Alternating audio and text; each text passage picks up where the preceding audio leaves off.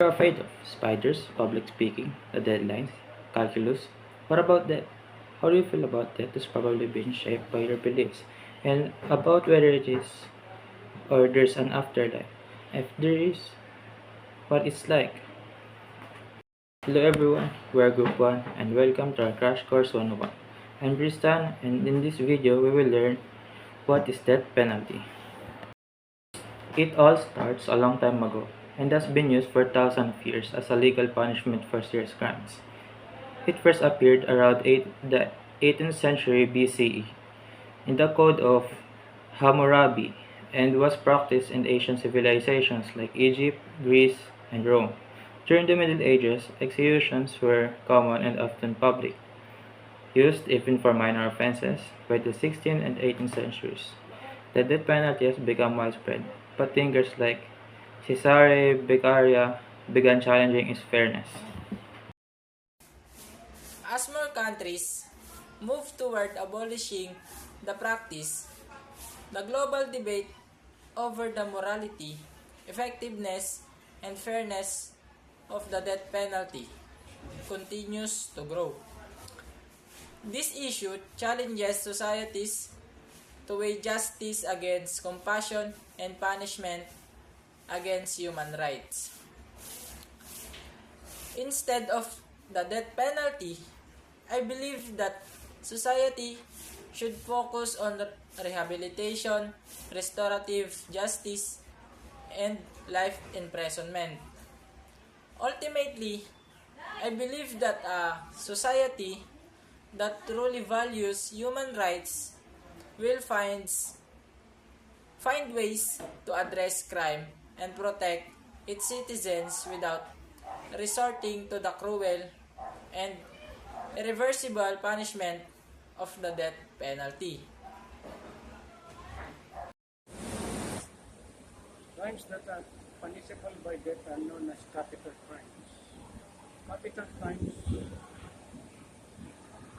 or capital felonies and vary depending on the jurisdiction, but commonly include serious crimes against a person such as murder, assassination, mass murder, child murder, aggravated rape, terrorism, hijacking war, crimes against humanity, and genocide, along with crimes against the state such as attempting to overthrow government, treason, espionage, sedition, and piracy.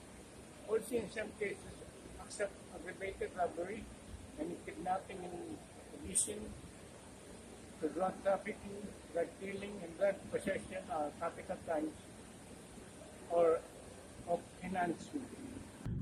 The federal death penalty is applied for specific federal crime, such as murder in national parks and kidnapping across state lines. These cases can still controversy depending on jurisdiction. Amnesty International opposes the death penalty universal as it the ultimate punishment cruel, inhuman, and degrading. That opposition apply without exception for whoever is accused, whatever the nature or circumstances of the crime, whatever may be person guilty or innocent, and whatever are methods of execution. Most of the question is what those penalty do. My answer is keeps future crime from happening through deterrence and through permanently incapacitating the offender to advocate deterrence and justification for executing particular offenders. The bonus is on them to prove that death penalty deters others. Ethical framework, Aristotle. He never directly addressed the subject of the death penalty, but the philosophy of Aristotle clearly attests to be a possible position concerning.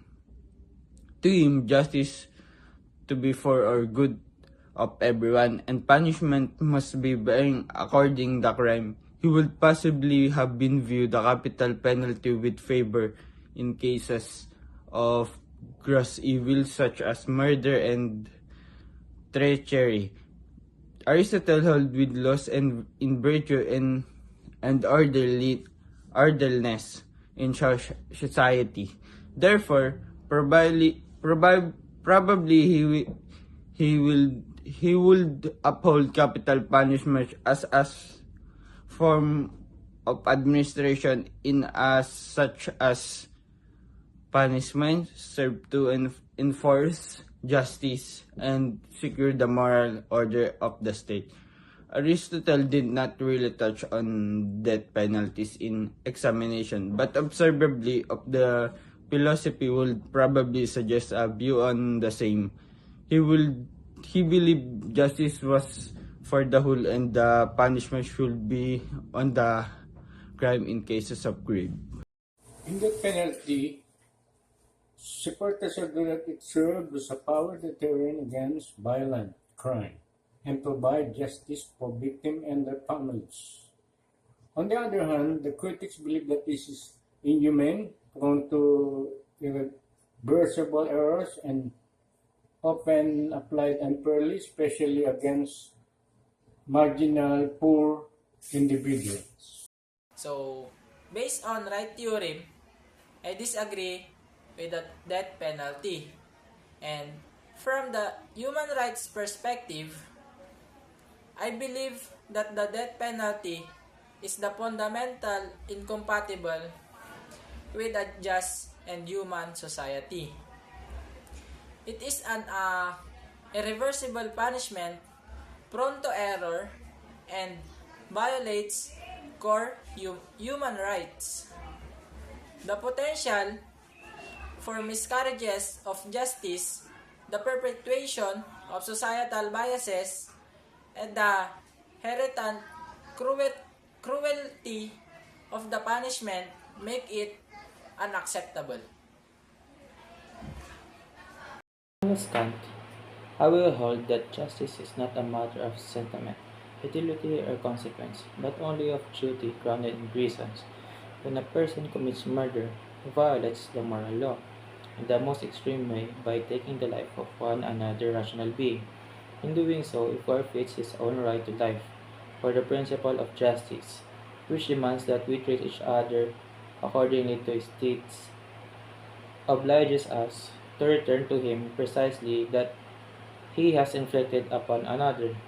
The death penalty in this case is not an act of vengeance, but necessarily consequence of the criminal's own maxim. Universalized, to spare the life of a murderer would be to deny him the dignity of moral responsibility and to fail in our duty to uphold the moral law.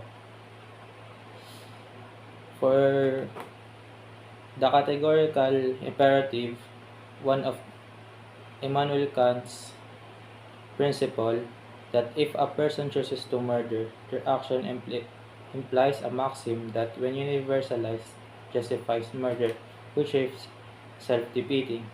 Therefore, justice demands that the murderer receive what they inflicted, death, as a rational consequence of their own chosen maxim.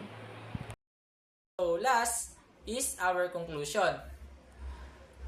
While the desire for justice and retribution for heinous crimes is understandable, we believe that the death penalty ultimately fails to uphold the fundamental principles of human dignity and rights. The potential for error, the perpetuation of inequality, and the inherent cruelty of taking a life, even as punishment, make it a flawed and ultimately unacceptable solution. Instead, a society focused on human rights should prioritize rehabilitation, restorative justice, and accountability through means that respect the inherent worth of all individuals.